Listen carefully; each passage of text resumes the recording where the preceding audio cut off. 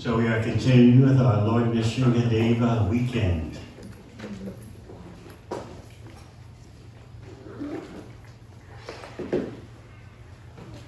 As we generally explain every year, Lord Nrisingha Deva, the incarnation of the Supreme Personality of Godhead, Krishna, is the ultimate horror movie. You've heard me explain before in preceding years, no doubt, that everything has to be there in the ultimate source. It's amazing how people have a hard time accepting that. First verse of Srimad Bhagavatam, beginning of Vedanta Sutra, Janmadhyasuyata, the absolute truth, the supreme absolute truth, is that from which everything emanates. That means whatever is there in your material, tiny, limited experience is there in the ultimate source unlimitedly. Otherwise, then how can the ultimate source be perfect and complete? Oh, Bornum. It's amazing how people's heads are so stuffed with cardboard. They can't understand this one. They naturally, you would say, or artificially speculate like Gyanis, metaphysical speculators, that because we've experienced variety, personality, individuality, qualities, and activities on the material plane, that means the spiritual plane should be devoid of qualities, activities, personalities, variegatedness.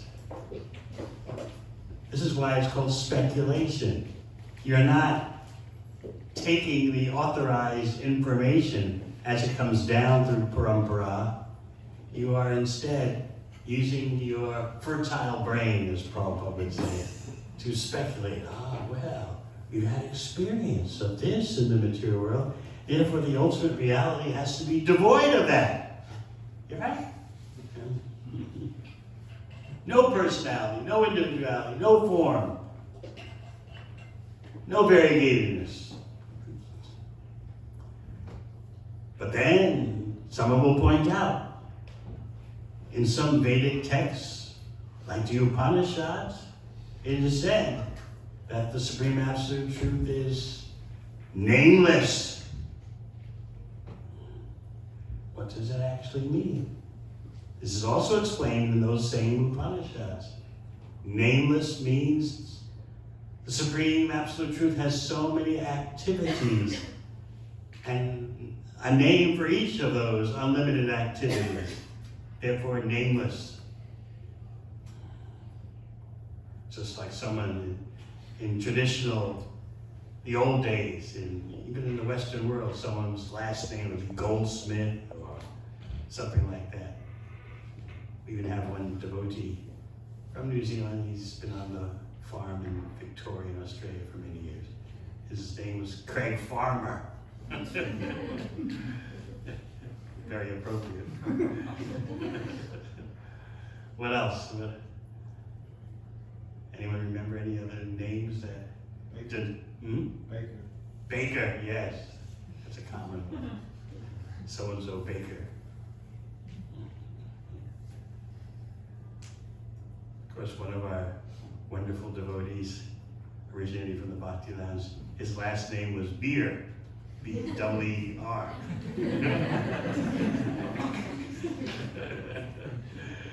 But when he married, he took on his wife's name to change that. So, Krishna is named according to his activities. Why is Krishna the chief? Because Krishna means the unlimitedly attractive one. So that Krishna unlimited attractiveness includes everything.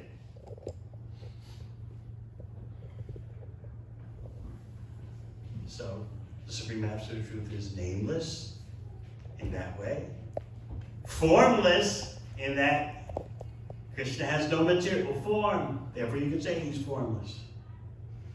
Activityless. He has no material activities, so therefore activityless.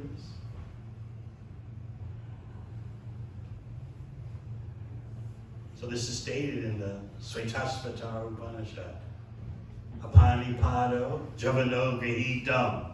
No limbs, no eyes, no hands, no legs. But he sees everything and walks very fast. Meaning no material eyes, no material legs, no material hands. No material walking.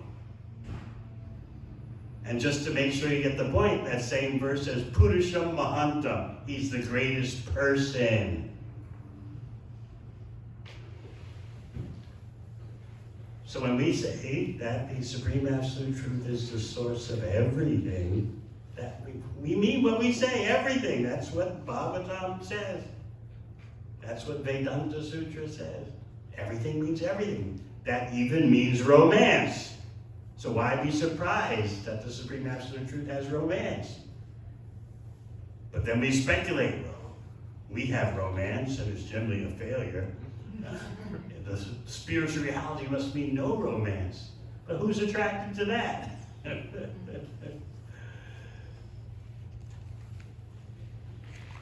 Krishna knows how to stage the most brilliant romance.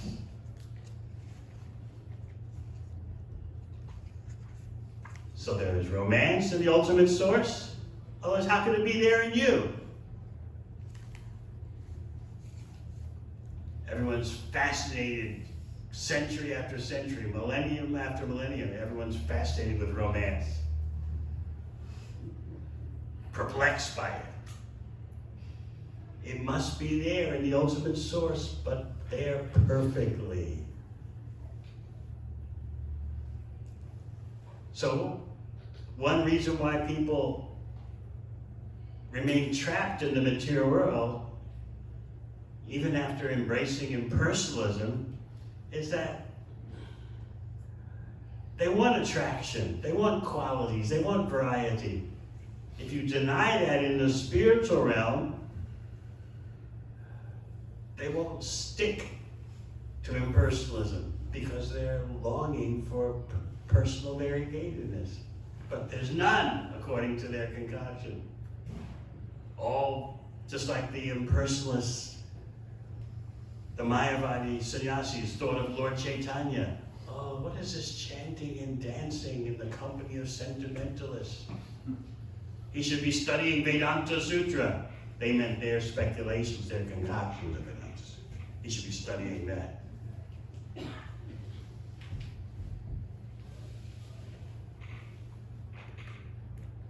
So just think, if you're lacking knowledge of the ultimate source and its spiritual variegatedness, why should you give up material life, which has variegatedness? You'll think twice about giving up material life, or if you do, you won't be able to sustain yourself without knowledge and experience of spiritual varieties.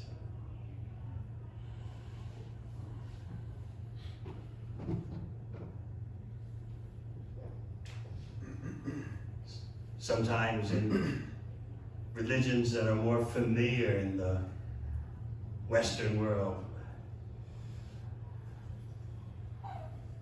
it is said,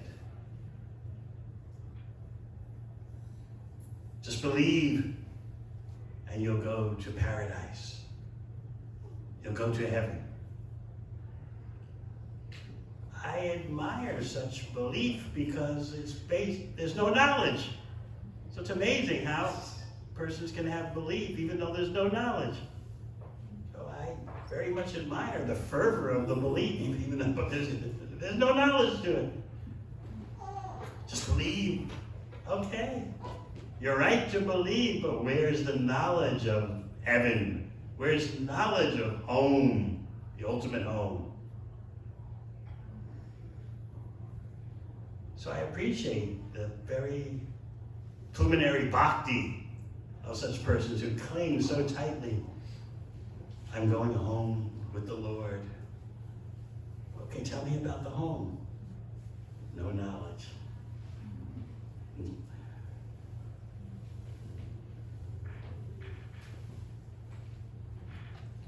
So it's very difficult to restrain yourself from material allurements if you have no knowledge of what's better. Can you see what you're up against? Self-interest means you want to choose what is better. But if you have no knowledge of what is better, how can you remain strong in your choice?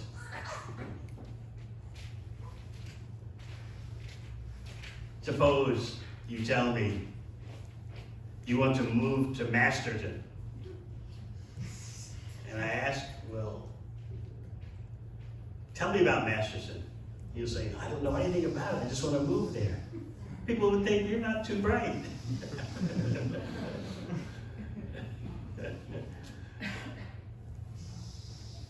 But devoid of knowledge of Srimad Bhagavatam, this is what people are left with. If they want to be so-called pious and religious, they just think, I'm going to Masterton. The Lord is bringing me to Masterton. Tell me about Masterton. I don't know anything about it. This is why the distribution of Srimad Bhagavatam is so important. You find out all about the ultimate reality, all about paradise.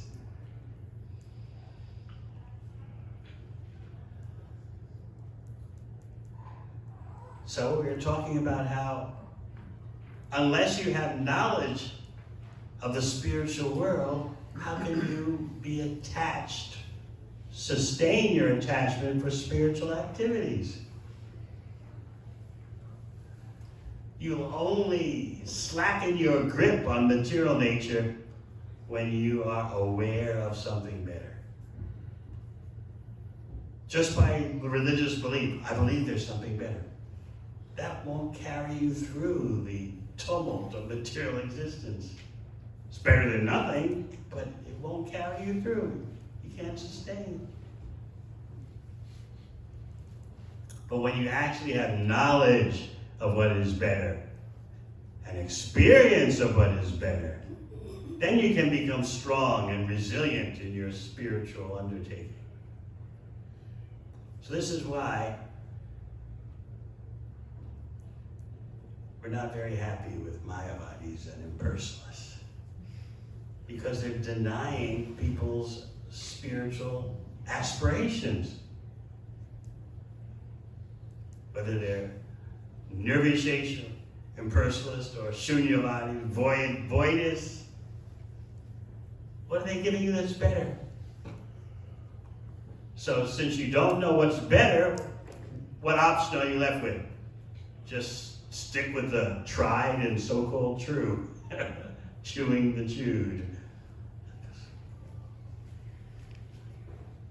So that's what happens. In the name of religious piety, people are just chewing that which has already been chewed. They don't know anything better.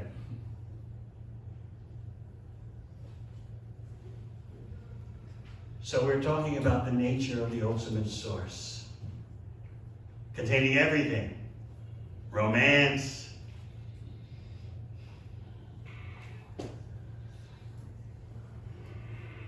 Krishna's infinitely romantic. But as Lord Nrisingha, he is the infinite horror movie. Everything has to be there in the ultimate source, but it's there in perfection. Unlimitedly, it's there, and in perfection. So let us hear this mantra that we referred to last night. Very appropriate prayer for us to memorize for offering to Lord Nrisingha.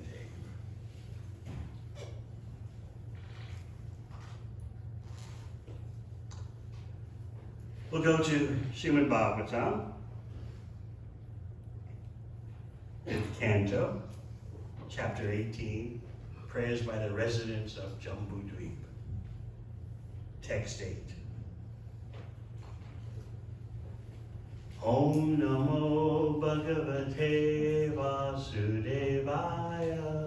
Om Namo Bhagavate Vasudevaya. Om Namo Bhagavate Vasudevaya. Om Namo Bhagavate Vasudevaya.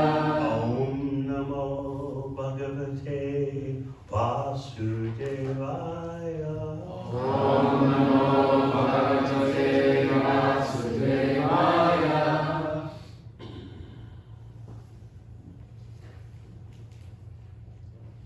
So this is Shukadeva Goswami presenting a Nrisingha mantra.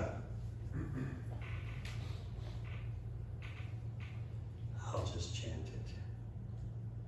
Om Namo Bhagavate Nrisinghaya. Namaste Tejase Avir Avir Baba Vrajanaka Vrajadamstra Kamashayan Randia Tamo Gasa Gasa Om Swaha Abhayam Abhayam Atmani Bhuyista Om Shom. Anyone else want to try? We'll do the word for word. Om. O Lord. Nama. My respectful obeisances. Bhagavate. Unto the Supreme Personality of Godhead. Nrisinghaya. Known as Lord Nrisingha. Nama. Obeisances. Teja say. The power of all power. Avir Bhava. Please be fully manifest. Vajranaka. O you who possesses nails like thunderbolts. Vajradamstra. O you who possess teeth like thunderbolts. Karma Asaya. Demoniac desires to be happy by material activities. Randaya. Kindly vanquish. Tama. Ignorance in the material world. Grasa. Kindly drive away. Grasa. Kindly drive away. Om. Oh my Lord. Swaha. Respectful oblations. Abhayam. Fearlessness. Abhayam. Fearlessness. Atmani. In my mind. Bhuyista. May you appear. Om. O Lord. Chom. The bija. Or seed of mantras offering prayers to Lord Nrisingha. Translation. I offer my respectful obeisances unto Lord Nrisingha Deva, the source of all power. O my Lord, who possesses nails and teeth just like thunderbolts, kindly vanquish our demon-like desires for fruitive activity in this material world. Please appear in our hearts and drive away our ignorance, so that by your mercy we may become fearless in the struggle for existence in this material world. Purport. In Srimad Bhagavatam 4:22-39, Sanat Kumar speaks the following words to Maharaja Prithu. Yapada pankaja palasa vilasa bhaktya karmasayam gatitam udgratayanti santa tadvannariktamatayo yatayo pilutta shroto ganastam aranam bhaja vasudevam. Devotees always engaged in the service of the toes of the Lord's lotus feet, can very easily become free from hard-knotted desires for fruitive activities. Because this is very difficult, the non-devotees, the gyanis, and yogis cannot stop the waves of sense gratification, although they try to do so. Therefore, you are advised to engage in the devotional service of Krishna, the son of Vasudeva. Every living being within this material world has a strong desire to enjoy matter to its fullest satisfaction. For this purpose, the conditioned soul must accept one body after another, and thus his strongly fixed fruitive desires continue. One cannot stop the repetition of birth and death without being completely desireless. Therefore, Srila Rupa Goswami describes pure bhakti, devotional service, as follows. Anya vilasita shunyam jnana karmadyanavritam anukuliyena krishnanu shivanam bhakti uttama. One should render transcendental loving service to the Supreme Lord Krishna favorably and without desire for material profit or gain, through fruitive activities or philosophical speculation. That is called pure devotional service. Unless one is completely freed of all material desires, which are caused by the dense darkness of ignorance, one cannot fully engage in the devotional service of the Lord. Therefore, we should always offer our prayers to Lord Nrisingha Deva, who killed Hiranyakashipu, the personification of material desire. Hiranya means gold, and Kashipu means a soft cushion or bed. Materialistic persons always desire to make the body comfortable, and for this they require huge amounts of gold. Thus, Hiranyakashipu was the perfect representative of materialistic life. He was therefore the cause of great disturbance to the topmost devotee, Prahlada Maharaja, until Lord Nrisingha Deva killed him. Any devotee aspiring to be free of material desires should offer his respectful prayers to Nrisingha Deva, as Prahlada Maharaja did in this verse. So are there any devotees here aspiring to be free of material desires? Then you should offer respectful prayers to Nrisingha Deva, just as Prahlada Maharaja did in this verse. Translation again. I offer my respectful obeisances unto Lord Nrisingha Deva, the source of all power. O my Lord, who possesses nails and teeth just like thunderbolts, kindly vanquish our demon-like desires for fruitive activity in this material world.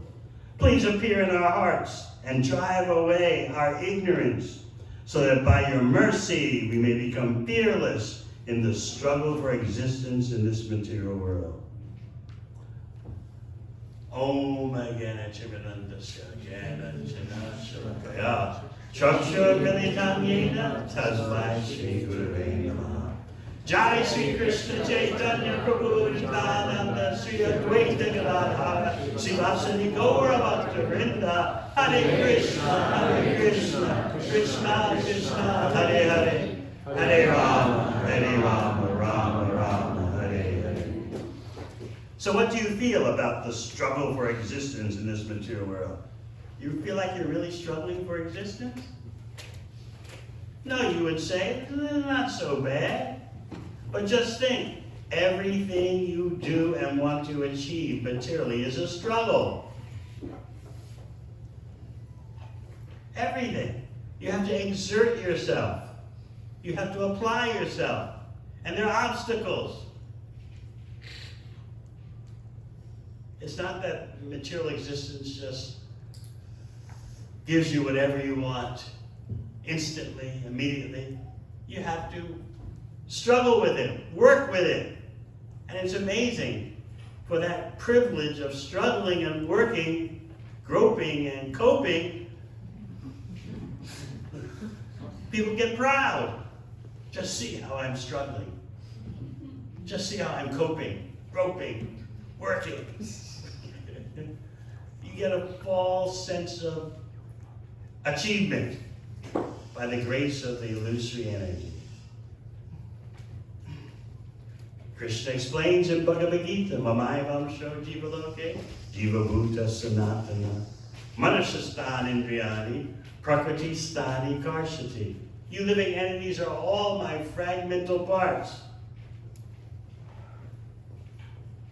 But you're struggling in the oppressive material atmosphere with your material mind and senses.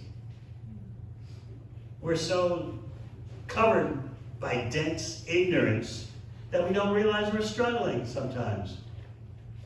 You can think sometimes you get sick. Oh, that's a struggle. Sometimes you have to go to work. That's a struggle. Sometimes you have to study hard in school. That's a struggle. Then there are relationship issues. That's a struggle. Health issues, health challenges. But because we have this dream fixed in our mind, I shall enjoy material nature, we overlook the fact that we're struggling, that material nature is making us struggle. Prakriti Stani Karshati. What are we struggling in? The oppressive material atmosphere. How are you being oppressed? Well, I don't feel like I'm being oppressed. I've got my choices, I've got my options. Sometimes they work out, sometimes they don't. It's life. But count all the forces arrayed against you. Just like at the beginning of the battle of Kurukshetra in Bhagavad Gita, Arjuna wants to know, who's out there? What are the forces arrayed against us, Krishna? Senyor Ubayor Majje, Ratam Stapaya Mechtuta. Oh, Achyuta, drive the chariot in between the two armies so I can see who's out there. So similarly, in surveying your life, what are the forces, the phalanxes arrayed against you? First of all, you have the immediate miseries. Adhyatmic, adibhotik, adidaivic. Miseries caused by your own body and mind. Miseries coming from other living entities, seen and unseen. And miseries caused by nature. Those are just the immediate miseries.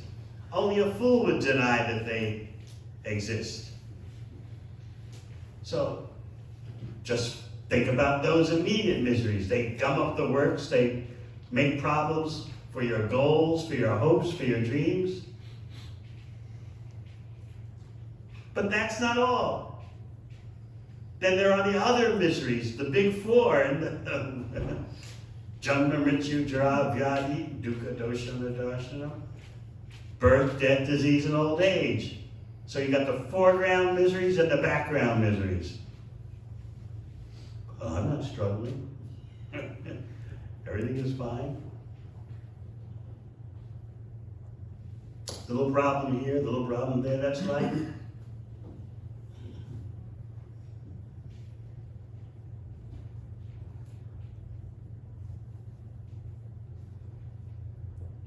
So the first symptom of intelligence is to recognize you're struggling and then ask, why should I be struggling?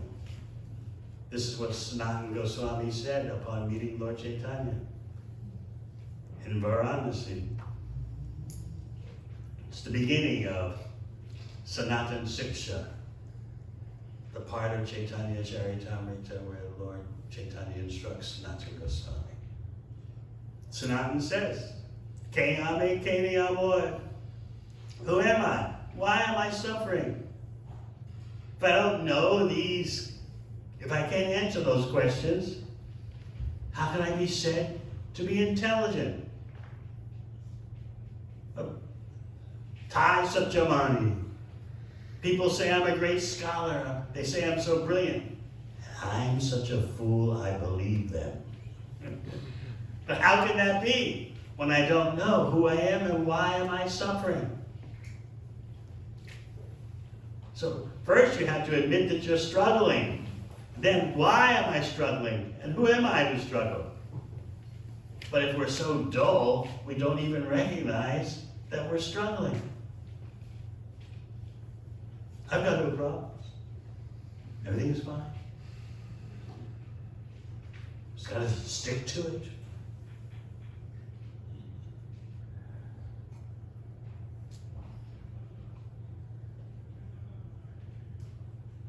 I remember as a youth, one of the elders, family elders, summed up his philosophy very concisely. You just gotta roll with the punches, ride the waves. But I was always thinking, why the punches? Why the waves? But I was told, you don't think like that, just roll with the punches, ride the waves.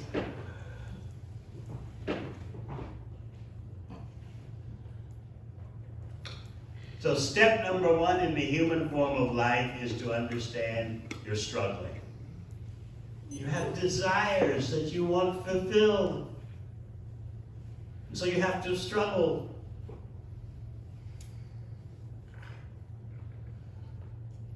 You have goals you want accomplished. You want to enjoy matter to the fullest extent. That would be your ultimate achievement. But then you'll settle for less. Let me enjoy matter to a partial extent. That'll be all right. So I wonder, how can you swallow this prayer by Prahlad Maharaj? Kindly vanquish our demon-like desires for fruitive activity in this material world. Wouldn't you think, what's wrong with trying to enjoy? What's wrong with trying to be happy in the material world? Many persons come to Bhakti to have a more pleasant time in the material world. Is that wrong? Yes and no.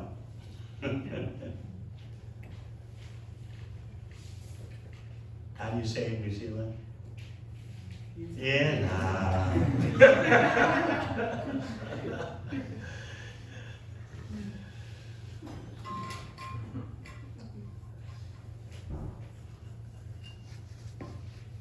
Better you come to Krishna with material desires than not come at all.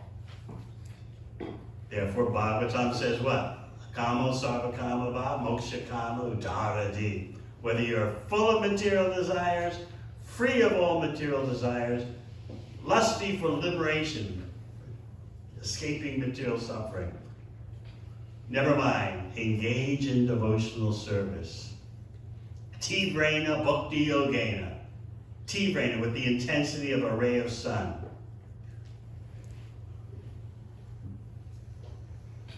So this Bhakti yoga is meant to attract all types of persons, not just the future sadhus.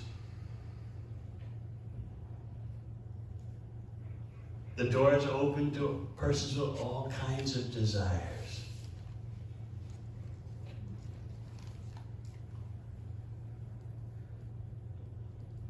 Not all of them are pure, but the door is still open, because in the association of strong devotees, people's motivations will change. So let them come wanting material happiness. Let them come even wanting mystic powers. Come on.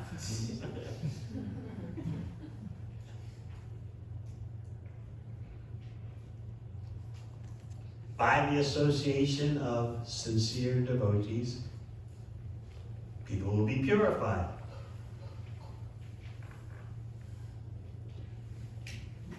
How many persons do you know, including yourself, who came to Bhakti with no desire for material happiness?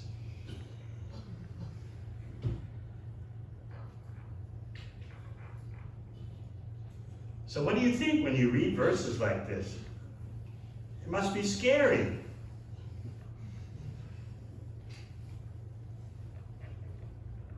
kindly vanquish our demon-like desires for fruitive activity in this material world. Oh my God. Or you kind of compartmentalize it, like, well, that's Prahlad Maharaj. He can talk like that. All glories to you, Prahlad. Meanwhile, we want some material happiness, some nice fruitive activity, nice karma, good, nice karmic indulgences. And we read things in the purport like, every living being within this material world has a strong desire to enjoy matter to its fullest satisfaction. So what do you think? What do you have to say it like that? Enjoy matter to your fullest satisfaction. Just want nice things, nice times, nice experiences. But Srila Prabhupada has written the commentaries of Srimad Bhagavatam in a way that cuts right to the core of your heart. There's only one way to escape it. Don't read it.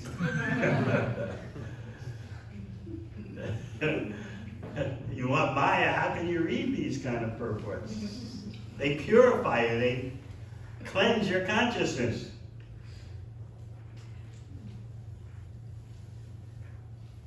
And you think, what's wrong with having a strong desire for material happiness? But we read, for this purpose, the conditioned soul must accept one body after another. No, one body after another. But as soon as you accept one body after another, you're accepting suffering after another suffering after another suffering. And it's not that by achieving your material goals and gratifications, it's not that the desire diminishes or disappears. No. The more you stick your foot in, the more you're pulled in. This is the bewildering potency of Maya. It's bad enough that Maya offers you insubstantiality, shadowy stuff. That's bad enough. But you have an insatiable desire for the shadowy stuff. Even though you're not satisfied, you go on and on and on and on. And then you wonder why. You're perplexed, but you can't give it up. So you might say, I don't mind taking one body after another, but one body after another means suffering after suffering after suffering. All the while, your material desires simply become more inflamed.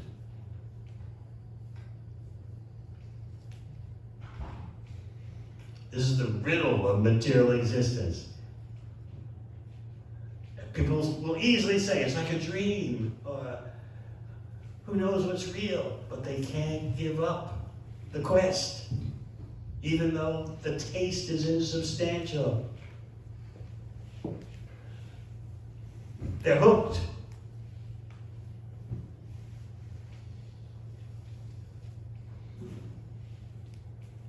Just like drug addicts, they know. They're not getting any pleasure from the addiction. It's just something they have to do, and they want to do because there's nothing better, and they can't stop. Even they know they're destroying themselves. A person's addicted to gambling. Can't stop.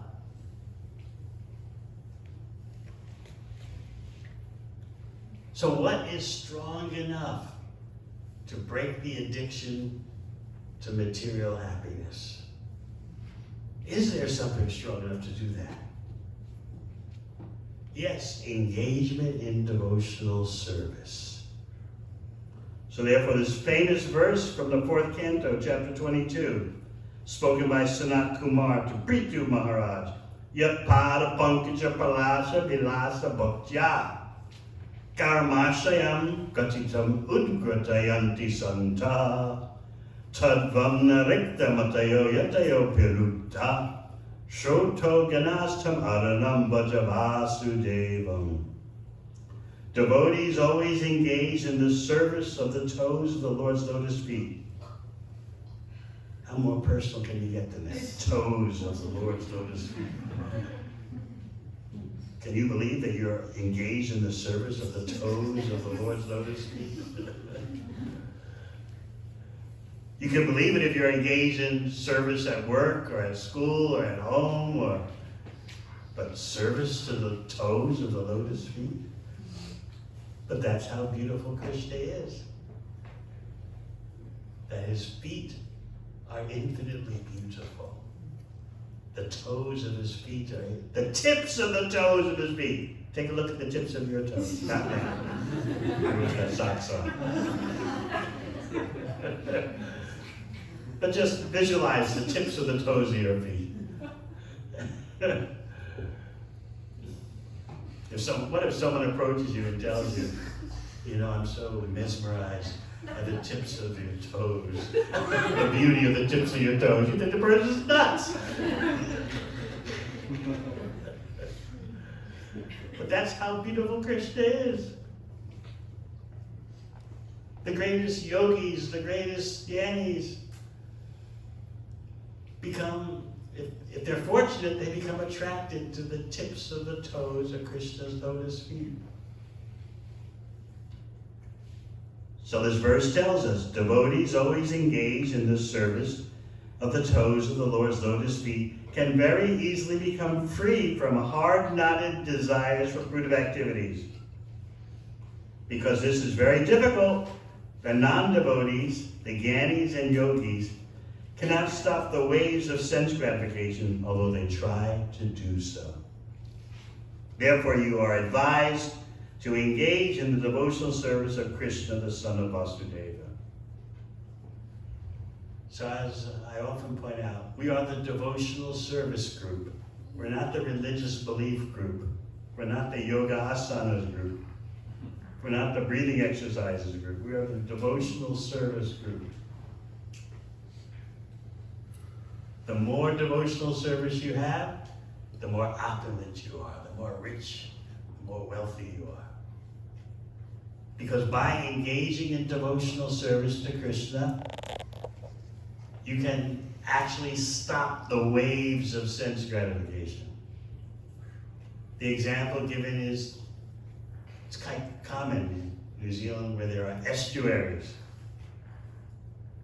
The estuaries have water, like in New Varshana, there's an estuary across from the temple. So sometimes when the tide in the ocean is up, the ocean water covers the estuary water. Similarly, the ocean of devotional service can cover the estuary water of material desires, material goals. You have to situate yourself in devotional service. Then you can actually have a chance to stop the waves of sense gratification. Without devotional service, you can't do it. So therefore, Shroto Ganasam Aranam Vajavasudevam.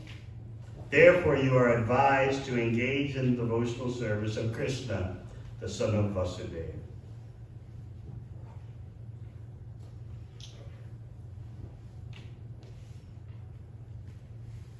So we read further in the purport that one cannot stop the repetition of birth and death without being completely desireless. You know what it means to be completely desireless in the Bhakti context. It means have a desire simply to satisfy Krishna. That's being desireless. Now sometimes I wonder, I was thinking about this today. How many of you actually think you have a chance to stop the waves of material desire? What's it going to do it for you? So many young men, so many young ladies. What's going to stop in you the waves of material desire?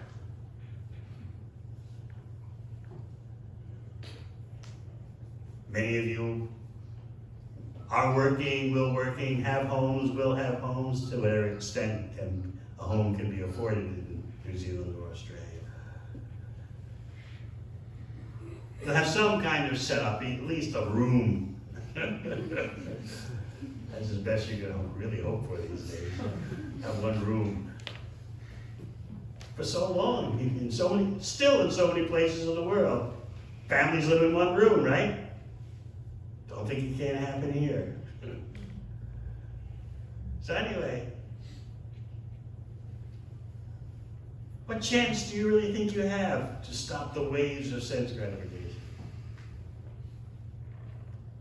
Sometimes lacking knowledge, our devotees think, well, you just got to go with it because that's the way it is, you know. It's not the best, but so it's happening.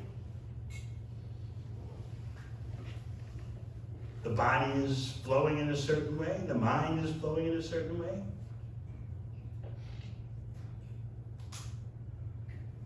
Life has to go on.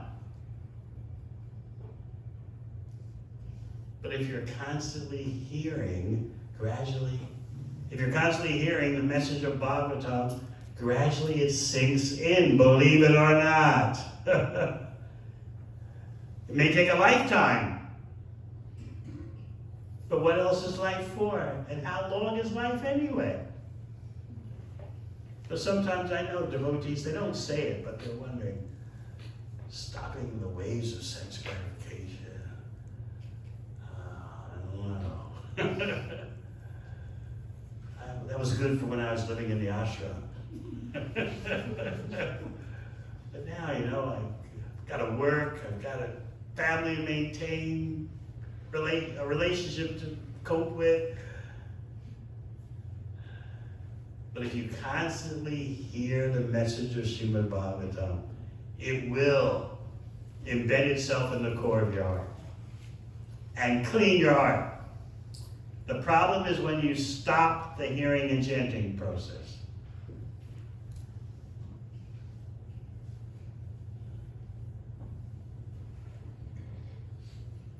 So you have a complete 100% opportunity to put an end to the waves of sense gratification.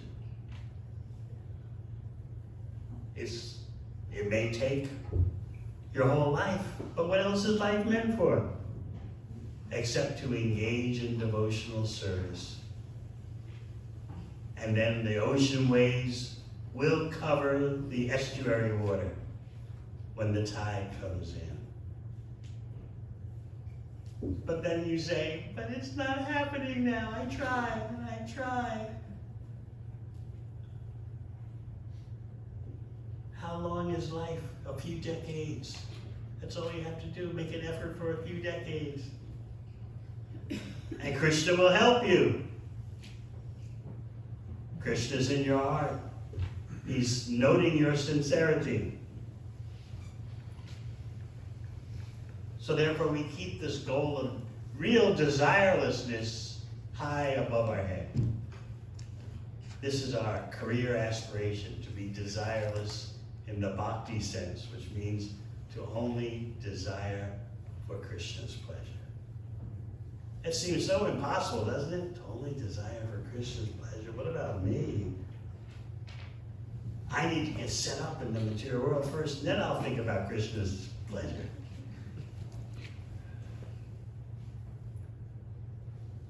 Proceed as you like, but don't give up the hearing and chanting process. Because by hearing, chanting, you will change. That's why our doors are open to persons with all kinds of motivations. Those who want to be free of material desires, those who come to Krishna for material prosperity and happiness, whatever, just come through the door. Chant here, take prasad, you will change. Maybe in 1 year, maybe 10 years, maybe 40 years. Keep it up in all your life, you will change. How long is your life anyway?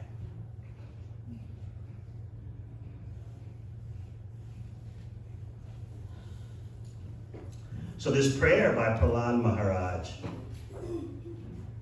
it's very wonderful. We like to think of Lord Nrisingha Dev in what way? Ripping open the abdomen of a Hiranyakashipu, right? Pulling out the intestines. garlanding himself with the intestines of Hiranyakashipu. Ugra Nrisingha, the fearful Nrisingha. But when Nrisingha is with Prahlad, he's so affectionate. He pats Prahlad on the head with his paw.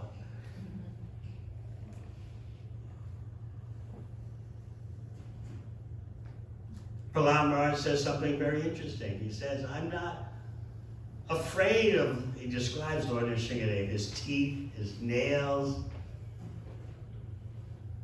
his hair decorated with drops of blood from Hiranyakashipu, his roaring sound that makes elephants flee in all directions. So I'm not afraid of that. What am I afraid of? Materialistic association. So I wonder, how many of us are afraid of materialistic association? Or we just say, well, what's the problem? Mix freely with everyone. To be fearful of materialistic association is a basic characteristic of Bhakti.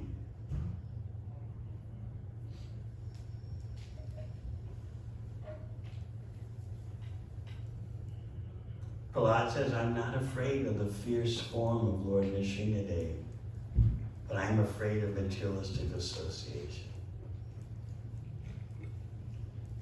Then again, later in his prayers, he says, I'm not afraid of material existence because I'm always submerged in the ocean in the Mahamrita, the great ocean of hearing and chanting about Krishna.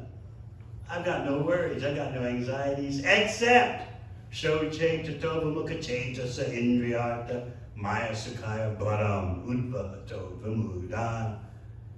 I'm worried, I feel for the conditioned souls unnecessarily carrying a burden, a false burden. It's bad enough to be laboring under a real burden, but to unnecessarily carry a false burden. How pathetic, how tragic. Prahlad says, I feel sorry for those persons.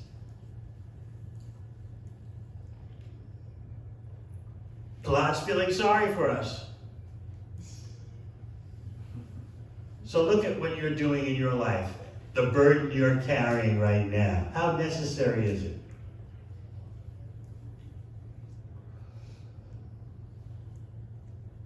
Must you have it? Do you need it? It's so hard these days for people to distinguish between wants and needs. If I want it, what? I need it.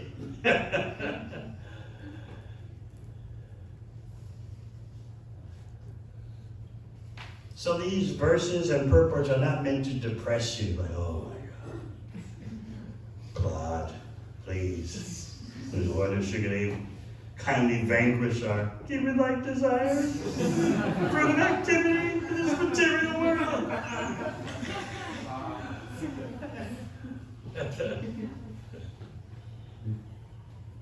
Please appear in our hearts and drive away our ignorance. Oh, it's too much. But to appreciate what this prayer is getting at, you need knowledge of the superior product and the inferior product. Then it all starts to make sense. But if you don't know anything better, you feel a little challenged. If material happiness is all you've got, for the most part, you don't want to let it go. But if you truly, by hearing, realize there's something better, then you'll slacken your grip on material nature. And it can be a gradual process, why not?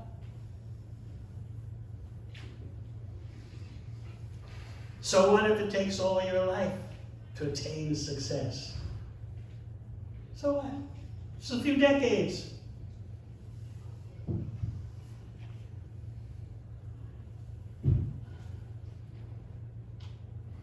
So we find out also in this purport that Hiranyakashipu is the personification of material desires. And he's the perfect representative of a materialistic life. He had 100% confidence in material life, material enjoyment, material gratification. 100% confidence. Therefore, he's the personification of material desire. He wasn't two-minded like so many of us.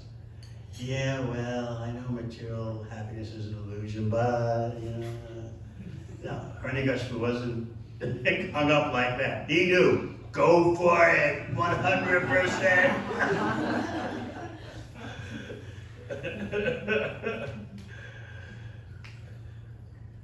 Like the verse in 3rd canto, I always like to quote, especially at university events.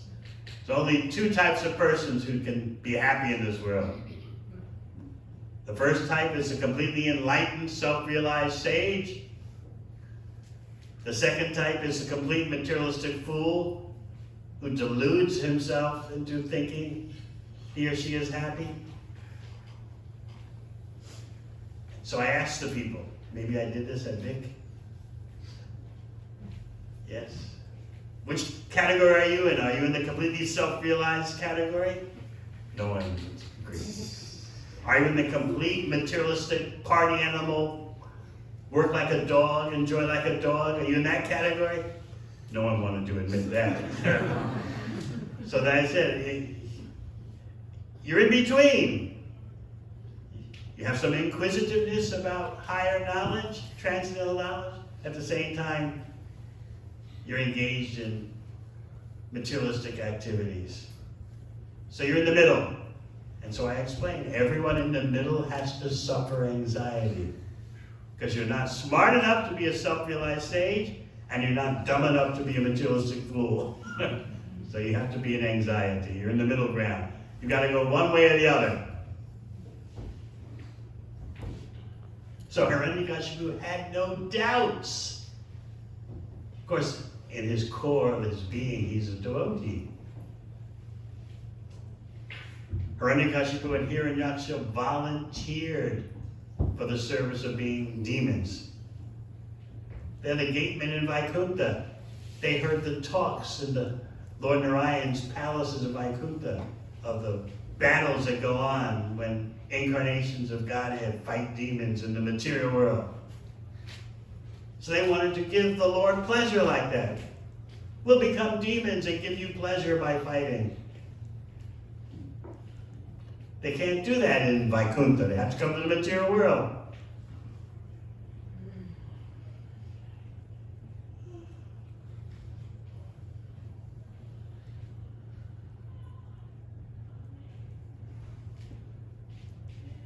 Still, it is said that Hiranyakashipu and Hiranyaksha, they got so much into being demons that they forgot their devotee identity. All for the pleasure of Lord Nrisingha, for Lord Varaha, Adi Varaha, born incarnation. So when you think of someone who has a lust for life, we've talked about this before. If someone would say to you, you've got such a lust for life. In your prior karmic existence, you would have thought that's a great compliment. Yeah, I got a lust for life. But the ultimate of that is Hiranyakashipu, the personification of material desire. He had such a lust for life. Yeah, let's just do it. Yeah, 100%, over the top, all the way. No doubts, no self-reflection. I don't know if this is really satisfying. No, just get into it and don't stop. You'll never get enough. Just don't stop. So he's described as the perfect representative of materialistic life. And therefore, he's a great disturbance to the devotee Prahlad Maharaj, who was the opposite. So this purport concludes, any devotee aspiring to be free of material desires should offer his respectful prayers to Nrisingha, as Prahlad Maharaj did in this verse. Prahlad is begging Nrisingha, burn up the impressions of karma in my mind. The mind is full of taints, karmic impressions from countless lifetimes. That's what's troubling us. These karmic impressions in our mind are causing us to look at the material world as it's my world, and I'm its enjoyer. This is all because of these taints, these pollutions in the mind.